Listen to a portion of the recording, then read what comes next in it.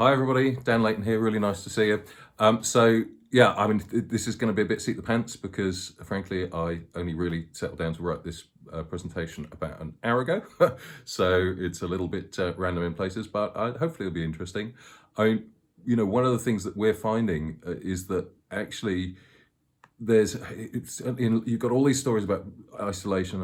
There are people who are really finding this really difficult. As I said before, for us, actually, there's some great joys to it. But one of the interesting things that does seem to be coming out is how people are starting to think about society and community and local communities in really quite a positive way. They're actually starting to think about their local community and joining with other people in a way which is meaningful. And there's a lot of stories out there which are saying, well, what if we did things differently? We've been working with a lot of interesting companies, a lot of interesting projects recently. We've been looking at building business communities, professional communities, online communities.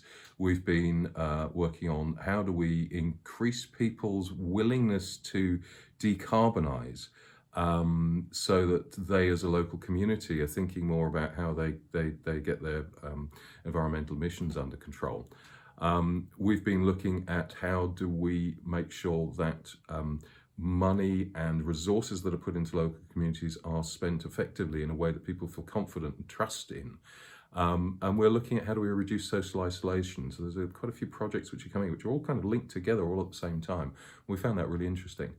Fundamentally, what it came down to is that how do we get people to do the right things more often? And for us, working in software, that can be a really interesting issue. We worked a little earlier this year on what we call a general purpose API for motivation. And the whole idea really is to get, our idea was, how do we help people to motivate other people to do the right thing in a more natural way, and not a creepy way, not a weird way, but a way that actually makes them feel engaged and wanting to do things. And this idea of how do we motivate people to do the right thing is quite a challenge. Essentially, we did a big old literature review, and I'm an anthropologist originally by training, by the way, so this was kind of natural. But essentially it comes down to two camps. People are motivated in slightly different ways. There are the guys who are approach motivated, and there are the people who are avoidance motivated. At a very simplistic level, some people like a carrot, some people like a stick. It doesn't really work like that. Much more interestingly, it's things like somebody who's approach motivated, kind of like me. We're motivated by going towards a thing that we think is cool.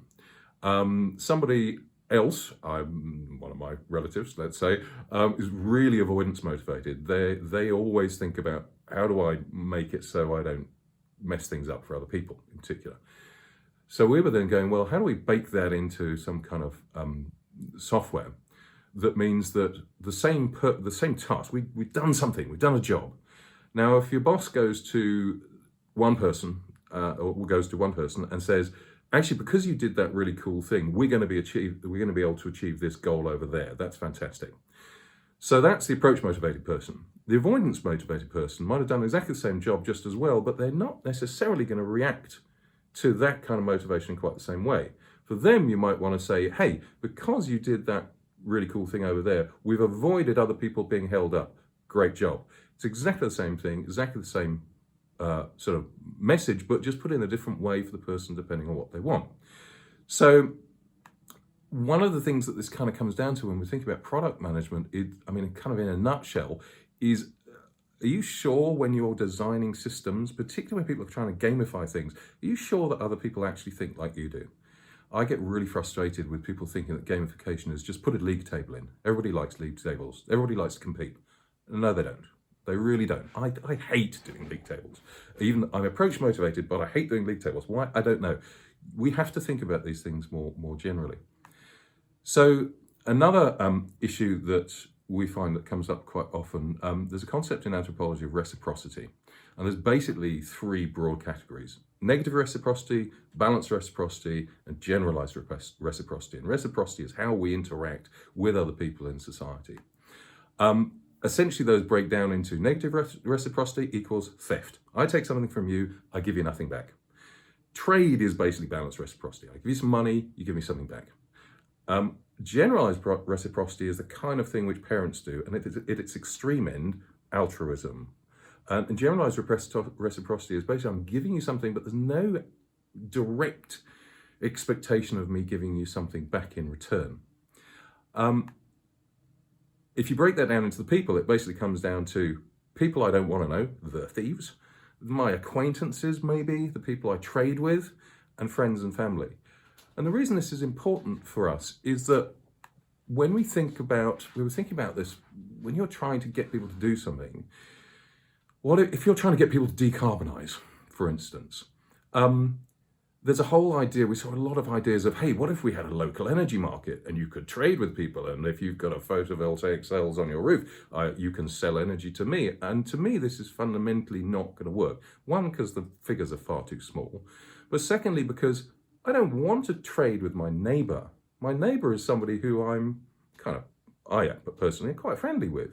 I don't want to feel like I'm trading with them.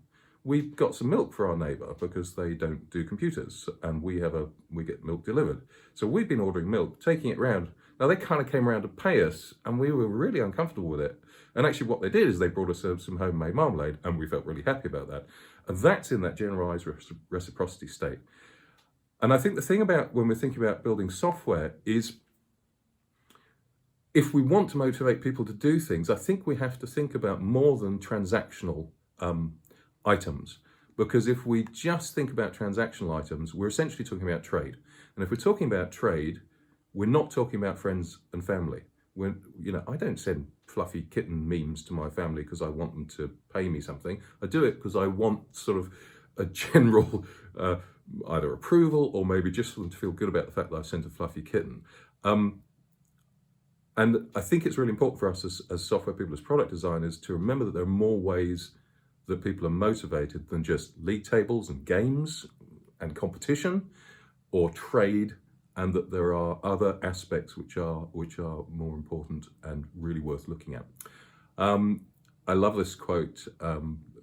Ultimately this all comes down to, where does this come to COVID-19? Or once we're at the other side, wouldn't it be nice if it was a better world? Wouldn't it be nice if we actually took some of these positive things and thought, maybe there is such a thing as society, maybe there is community, and maybe we ought to really be building on it.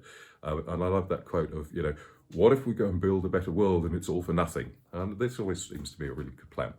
So some thoughts for you in your product design, in your motivational thinking when you're designing your products and how people interact with them. And I hope it's been helpful and interesting.